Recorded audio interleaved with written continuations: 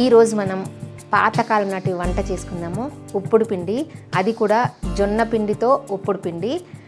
అంటే పిండితో ఉప్మా చేస్తారు, చాలా బాగుంటుంది. ఇంతకుముందు పాతకాలంలో మామూలుగా మనం ఈ ఉప్మా రవ్వలు అవి దొరకలేని కాలంలో ఇలా పిండితో ఉప్పుడు పిండి చేసేవాళ్ళు.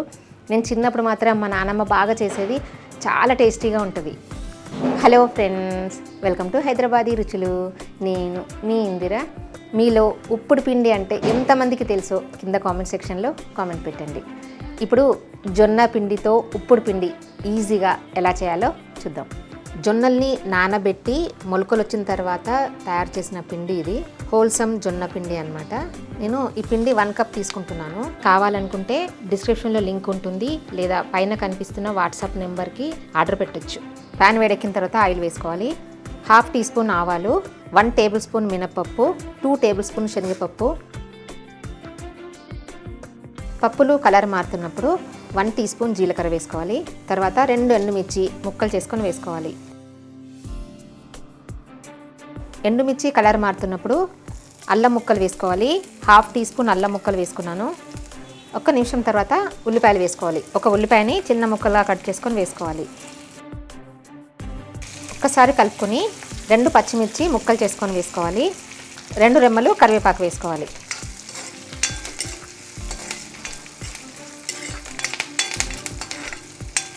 కొంచెం స్ప్రింగ్ ఆనియన్స్ వేసుకుంటున్నాను. ఉల్లి పొరక, ఇది ఆప్షనల్ అండి, వేసుకుంటే మాత్రం సూపర్ ఉంటుంది. ఇప్పుడు దీంట్లో 3/4 కప్పు వాటర్ పోసుకోవాలి. దీంట్లో టేస్ట్ తగినంత సాల్ట్ వేసుకోవాలి. సాల్ట్ సరి చూసుకోండి, కావాలనుకుంటే యాడ్ చేసుకోవచ్చు. కొంచెం కొత్తిమీర వేసుకోవాలి. నీళ్లు మరగడం స్టార్ట్ అవగానే పిండి పోసుకోవాలి.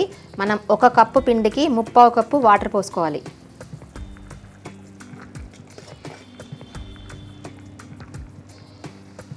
పిండి వేసుకుంటూ కలుపుకోవాలి.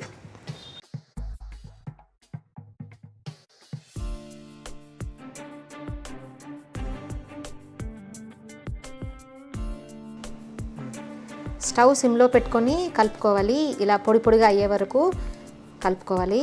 ఫాస్ట్గా కలుపుకోవాలి. నీళ్ళల్లో వేయగానే మూత పెట్టుకుని 2-3 నిమిషాలు ఉడకనివ్వాలి.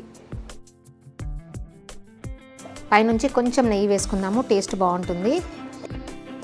బాగా కలుపుకొని స్టవ్ ఆఫ్ చేసుకోవాలి. ఇది చిన్నప్పుడు మా నాన్నమ్మ బాగా చేసేది, చాలా టేస్టీగా ఉంటుంది.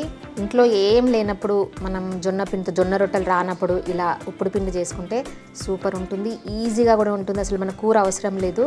ఉప్మాలాగా తినేసేయచ్చు. కొంచెం మామిడికాయ పచ్చడి వేసుకొని తింటే మాత్రం ఇంకా బాగుంటుంది. అంతే, చూసారు కదా ఉప్పుడు పిండి ఎంత ఈజీగా ప్రిపేర్ చేసుకున్నామో. చాలా టేస్టీగా ఉంటుంది.